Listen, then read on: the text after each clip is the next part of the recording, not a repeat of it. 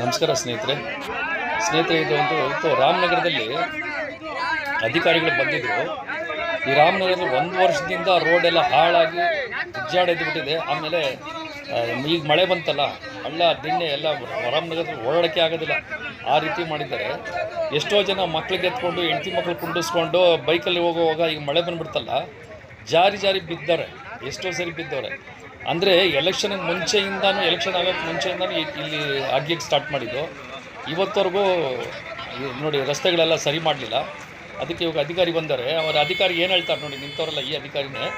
ಇವ್ರು ಏನು ಹೇಳ್ತಾರೆ ಅಂದರೆ, ನಾನು ಒಂದೇ ದಿವಸದಲ್ಲಿ ನಾಳೆ 1 ದಿವಸ ಟೈಮ್ ಕೊಡಿ ಸಾಕು ನನಗೆ, ನಾನು ಇದನ್ನು ರೋಡ್ ಹಾಕ್ಸ್ಕೊಡ್ತೀನಿ ಅಂತ. ಇದೆಲ್ಲ ಊರಿನವ್ರು ಸೇರಿರೋದು, ಸ್ಥಳೀಯರು ಸೇರಿ ಅವರು ಅಧಿಕಾರಿ ಕೇಳ್ತಾ ಇದ್ದಾರೆ.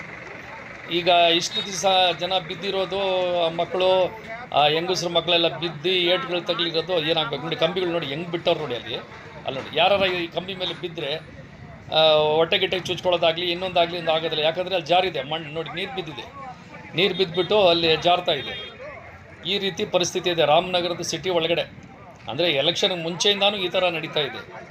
ಈಗ ಎಲೆಕ್ಷನ್ ಆದಮೇಲೆ ಅಂತಲ್ಲ, ಎಲೆಕ್ಷನ್ ಮುಂಚೆಯಿಂದ ನಡೀತಾ ಇದೆ. ಇದಕ್ಕೆ ಮುಂಚೆ ಹೋದ ವರ್ಷ ಮಳೆ ಬಂದು ಎಲ್ಲ ರಾಮನಗರೆಲ್ಲ ಮುಳುಗೋಗ್ಬಿಟ್ಟಿತ್ತು. ಅರ್ಥ ಆಗ್ತಾಯಿಲ್ಲ ಇವ್ರು ಸರ್ಕಾರದವ್ರು ಏನು ಮಾಡ್ತಾವ್ರೆ, ಏನು ಯಾರಿಗೆ ಕಾಂಟ್ರಾಕ್ಟ್ ಕೊಟ್ಟವ್ರೋ, ಯಾಕೆ ಇಷ್ಟು ಲೇಟ್ ಮಾಡ್ತಾವ್ರೆ, ಏನೂ ಅರ್ಥ ಆಗ್ತಾಯಿಲ್ಲ. ಸರ್ಕಾರದಲ್ಲಿ ದುಡ್ಡಿಲ್ಲ ಅಂತಿಲ್ಲ, ಸಾವಿರಾರು ಕೋಟಿ ರೂಪಾಯಿ ಟ್ಯಾಕ್ಸ್ಗಳು ಕೊಡ್ತಾಯಿದ್ದೀವಿ. ಅದನ್ನು ಇವರು ಸರಿ ಮಾಡೋದು ಬಿಟ್ಟು ಆ ದುಡ್ಡಲ್ಲಿ ರೋಡ್ಗಳನ್ನು ಸರಿ ಮಾಡ್ಬೋದು. ಅಧಿಕಾರಿಗಳನ್ನು ಅದರಲ್ಲೇ ಸಂಬಳ ತೊಗೊಂಡ್ರೆ ಅವರ ಕರ್ತವ್ಯ ಸರಿಯಾದ ರೀತಿಯಲ್ಲಿ ನಿರ್ವಹಿಸಬೇಕಲ್ಲ, ಅದು ಮಾಡ್ತಾ ಇಲ್ಲ ಇವರು.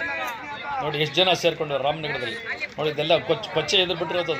ಈಗ ಸ್ವಲ್ಪ ಬಿಸಿಲು ಬಂದು ಒಣಗಿದೆ, ಇಲ್ಲಾಂದರೆ ಫುಲ್ ಜಾರದೆ, ಆ ರೀತಿ ಆಗಿದೆ. ಇವರು ಹೇಳ್ತಾರೆ 1 ದಿವಸದಲ್ಲಿ ಮಾಡಿಬಿಡ್ತೀವಿ ಅಂತ.